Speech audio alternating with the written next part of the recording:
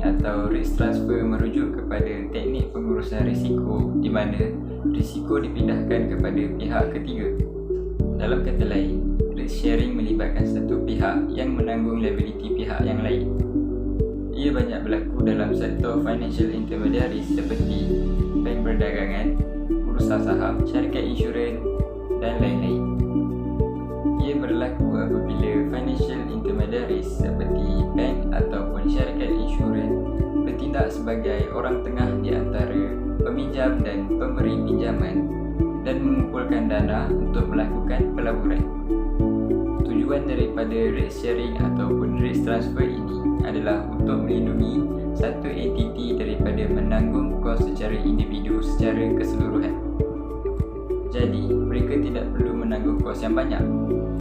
Contoh risk sharing atau risk transfer yang paling biasa ialah insurans. Apabila individu atau entiti membeli insurans, mereka menginsurankan terhadap risiko kewangan mereka. Sebagai contoh, individu yang membeli insurans kereta memperoleh perlindungan kewangan terhadap kecederaan fizikal atau tubuh badan yang boleh disebabkan oleh kemalangan. Zaman kini, ramai pengguna terlibat dalam risk sharing atau risk transfer atas sebab-sebab tertentu. Jadi, kami ingin berkongsi kepada masyarakat bagaimana risk sharing atau risk transfer ini sebenarnya berfungsi. Ramai pengguna pada masa ini yang masih tidak begitu faham tentang risk sharing ini, terutamanya apabila mereka berurusan dengan bank. Kita mahu melahirkan sebuah masyarakat yang berpengetahuan dan sensitif terhadap perkembangan ekonomi isu semasa yang akan mereka hadapi. Jadi, adalah penting untuk masyarakat mengetahui tentang risk sharing ini untuk memastikan mereka sentiasa membuat keputusan yang betul supaya tidak lagi berlaku krisis ekonomi yang bakal melanda negara kita.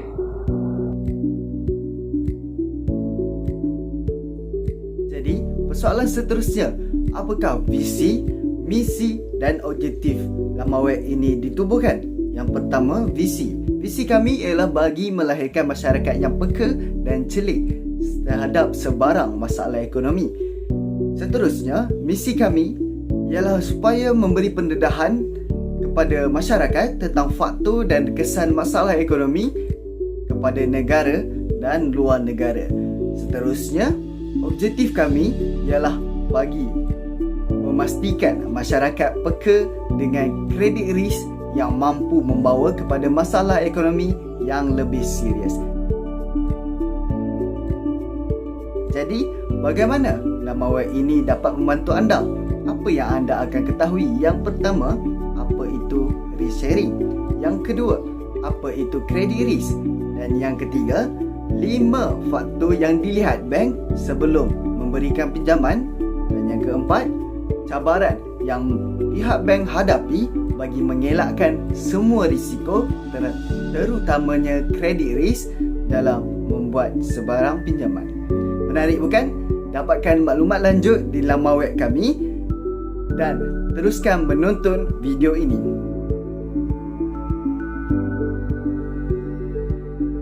Bagaimanakah krisis hutang negara dapat menjejaskan ekonomi di seluruh dunia? Saya Wan Alim Haikal Berwala Luqman akan menjelaskan tentang bagaimana dan mengapa isu tersebut kami memilih. Pasukan kami telah membuat sebuah rancangan aktualisasi yang akan ditindaklanjuti menjadi aktualisasi serangkaian kegiatan yang berhubungan dengan tupoksi dan kinerja organisasi dengan mengintegrasi prinsip-prinsip atau nilai-nilai dasar kami sebagai pedoman perilaku seorang aparatur. Melalui rancangan aktualisasi dan pelaksanaan aktualisasi tersebut, iaitu pasukan kami mampu melihat berbagai persoalan dan permasalahan yang menjadi isu aktual di tengah masyarakat dan pada bidang tugas dan fungsinya untuk memberikan solusi kreatif dari permasalahan yang melatar belakangi berkembangnya isu tersebut. Okey, berangkat dari isu ini, maka pasukan kami akan tunjuk keupayaan atau kemampuan dalam mengintervensi penyebab lahirnya masalah ini sebagai sebuah jawapan dengan melakukan rancangan aktualisasi yang akan ditindaklanjuti menjadi aktualisasi dalam kurun waktu yang relatif atau dalam waktu yang singkat. Okey, maka ditubuhkan kemampuan dan keterampilan yang cukup untuk menggali dan kenali isu-isu aktual yang berkembang dalam sebuah organisasi atau pasukan kami di sesuatu tempat. Isu yang kami pilih ini adalah sesuatu isu yang membincangkan tentang masalah yang hangat diperkatakan dalam kalangan masyarakat pada masa kini. Okey, isu ini jikalau tidak didapat tahu oleh para masyarakat, perkara ini akan menimbulkan kerugian jika tidak dilakukan penanganan secara dini, tepat ataupun secara betul. Isu ini dapat terjadi pada pelbagai bidang kehidupan melalui dari ekonomi, kesihatan, pendidikan, sosial, budaya, pertahanan, keamanan, politik dalam dan luar negara. Seterusnya, tidak semua isu adalah isu aktual yang perlu mendapatkan perhatian dan penanganan yang sifatnya segera. Beberapa indikator untuk menetapkan sebuah isu menjadi isu aktual antaranya ialah aktualitas. Okey, aktualitas adalah sebuah isu aktual yang harus memiliki nilai aktualitas, iaitu isu yang berperistiwakan tentang terjadi dan kemungkinan besar akan terjadi, sehingga diperlukan langkah-langkah untuk menyelesaikan masalah atau permasalahan yang telah terjadi dalam kalangan masyarakat. Yang kedua iaitu kekayakan. Selain indikator aktualitas, isu aktual juga harus memiliki sifat kekalayakan yang tinggi, iaitu isu ini telah menyita perhatian khalayak ramai, menjadi perbincangan hangat dari berbagai kalangan masyarakat dan menjadi rumor atau berita-berita tidak menyenangkan terkait dengan peristiwa atau kejadian baik yang telah terjadi maupun yang belum terjadi tapi akan segera terjadi. Yang seterusnya iaitu yang ketiga pula ialah problematik. Isu aktual juga harus memiliki nilai problematik yang harus segera diselesaikan atau dicarikan solusinya. Nilai problematik biasa juga disebut sebagai kesenjangan antara harapan dan kenyataan yang terjadi, sehingga diperlukan langkah penyelesaian masalah untuk mengubah kenyataan yang tidak sesuai dengan harapan menjadi kenyataan yang sesuai dengan yang diharapkan atau yang semestinya. Langkah-langkah penyelesaian masalah inilah yang harus dilakukan dalam bentuk kegiatan-kegiatan dengan menerapkan prinsip nilai dasar aparatur sipil negara sebagai standard nilai dan perilaku pasukan yang profesional. Okey, yang keempat pula ialah kelayakan. Sebuah isu aktual harus memiliki nilai kelayakan, iaitu nilai yang berhubungan dengan kepatutan dan kepantasan, realistis dan logis untuk dibahas sesuai dengan tingkat kewenangan, tanggungjawab pulanya, atau akhir kata rumusan bagi pemilihan. Bagaimana kami memilih isu ini adalah dengan cara kami menuruti atau mengikuti keempat-empat ciri-ciri aktualisasi. Yang pertama iaitu aktualitas, yang kedua kekayakan, yang ketiga problematik, yang keempat kelayakan. Okey, dengan keempat-empat ciri-ciri aktualisasi tersebut, maka isu aktual menjadi lebih jelas dan mudah difahami oleh sesiapa pun, malah pasukan kami yang membuat rancangan aktualisasi ini. Setidaknya peringatan kepada sesiapa yang ingin memilih isu dalam projek masing-masing haruslah mengetahui atau memahami dengan jelas subjektif dan objektif topik yang ingin dibicarakan. Okey, selanjutnya saya Wan Alif Haikal bin Luqman akan menjelaskan mengapa pasukan kami memilih isu ini untuk diulaskan atau diberi kepada para masyarakat yang menghadapi masalah-masalah tersebut. Pertama-tama kalinya saya akan menerangkan tentang kelebihan isu ini kepada masyarakat. Yang pertama ialah isu ini akan menolong para masyarakat lebih alert ataupun lebih prihatin tentang perkara ataupun masalah yang mereka hadapi dan langkah-langkah seterusnya, kesan yang akan mereka hadapi apabila menghadapi permasalahan tersebut. Yang kedua, isu ini juga kami menganggarkan bahawa isu ini dapat menarik jumlah pembaca yang ramai.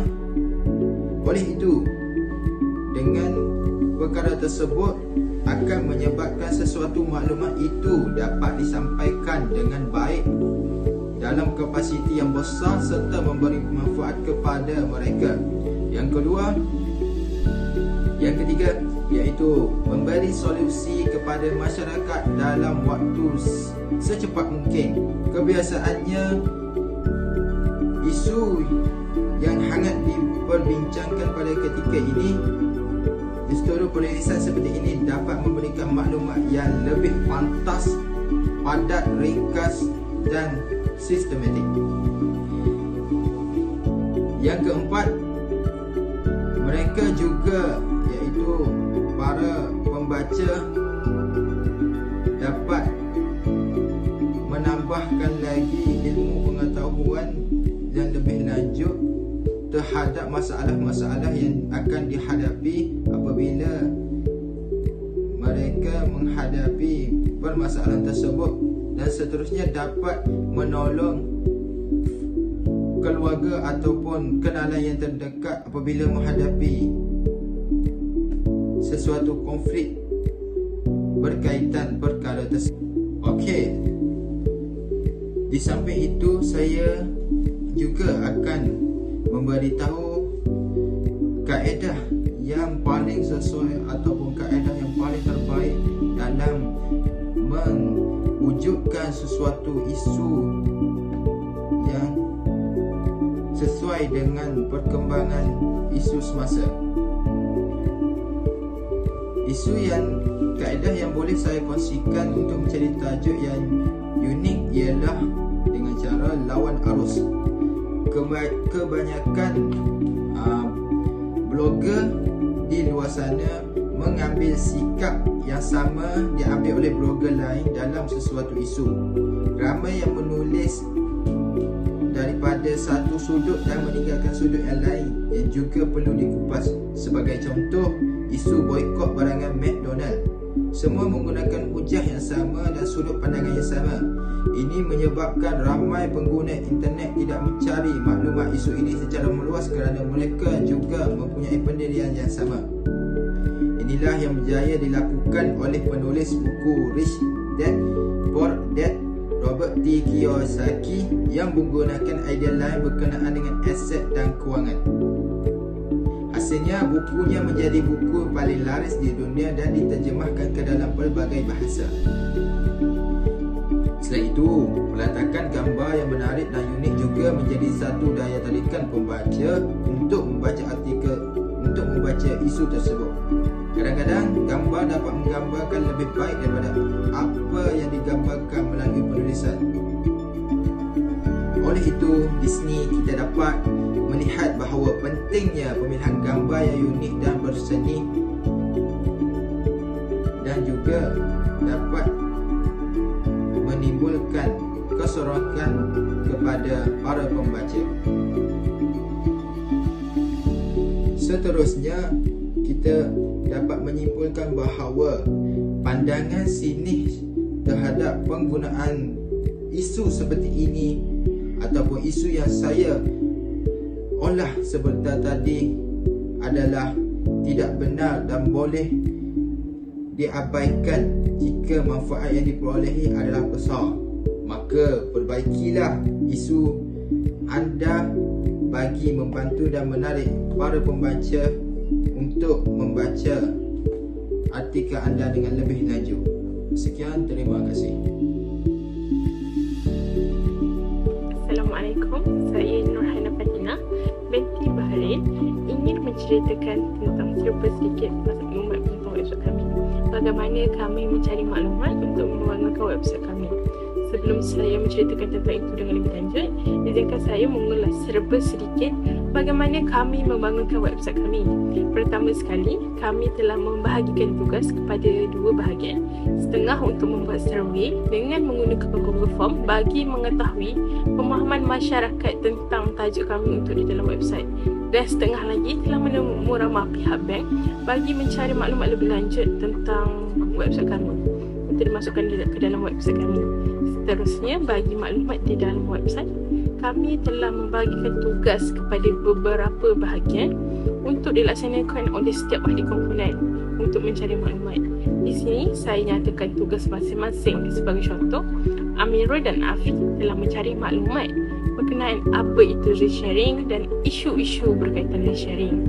Bagi Alim pula, telah mencari maklumat tentang faktor yang menyebabkan berlakunya resharing dan cabaran-cabaran yang dihadapi oleh pihak bank untuk resharing. Bagi saya dan Nadia, kami telah mencari maklumat tentang peluang-peluang yang ada bila terjadinya resharing terhadap pihak bank. Bagaimana bank menguruskan isu-isu resharing. Setelah masing-masing mendapatkan maklumat yang diperlukan, kami menggunakannya untuk dimasukkan ke dalam website kami yang bertajuk resharing tentang bagaimana cara kami mendapatkan maklumat-maklumat tersebut. Antaranya adalah dengan mencari maklumat dalam laman-laman sesawang yang boleh dipercayai. Ada juga yang mencari info-info di dalam buku dan melalui banker sendiri untuk mendapatkan maklumat. Assalamualaikum warahmatullahi wabarakatuh. Nama saya Nurdaria binti A. Darwis dan di sini saya akan membincangkan serba sedikit konten-konten yang terdapat dalam website kami. Pertama sekali, kami mempunyai introduction di mana kami menjelaskan serba sedikit mengenai apa itu resharing. Selain itu, kami juga mempunyai survey data di mana kami menceritakan perjalanan kami untuk mengumpul bahan-bahan sebelum membangunkan website kami. Kami menggunakan 3 cara di mana kami mengumpul maklumat daripada student dan komuniti di luar sana melalui Google Form dan disebarkan melalui WhatsApp. Dan yang kedua, kami membuat temu duga bersama bankers dan yang ketiga, kami mencari sendiri maklumat-maklumat yang terdapat dalam internet. Seterusnya, kami juga mempunyai resharing yang menghuraikan serba sedikit apa itu kredit, apa itu kreditor dan apa yang akan terjadi sekiranya penghutang tidak membayar hutang. Walhal, website kami juga menceritakan serba sedikit isu-isu yang pernah terjadi yang dapat memberi impak yang besar di dalam ekonomi, bukan sahaja ekonomi Malaysia tetapi juga ekonomi di seluruh dunia. Malahan, kami juga membincangkan tentang faktor-faktor kritikal yang dapat mempengaruhi risiko kredit pinjaman peribadi dan akhir sekali. Dalam website kami juga menceritakan serba sedikit cabaran-cabaran perkongsian risiko bank. Di sini saya akan mengulaskan serba sedikit mengenai bagaimana kami memberi maklumat-maklumat ini kepada komuniti di luar sana. Seperti yang tertera, kami menggunakan bahasa Inggeris semasa membangunkan website kami. Perkara ini akan membolehkan masyarakat dari seluruh dunia dapat mengakses website kami, bukan sahaja Malaysia dan Indonesia. Di sini saya ingin menyatakan untuk bahagian feedback daripada pengunjung website kami, alhamdulillah kami mendapat feedback yang amat positif daripada masyarakat yang telah membaca website kami. Kami juga telah mendapat lebih daripada 20 orang yang telah memberikan feedback yang amat positif.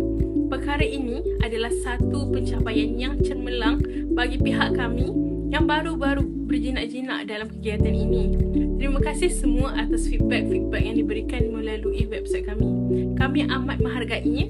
Sekian, itu sahaja daripada saya. Terima kasih.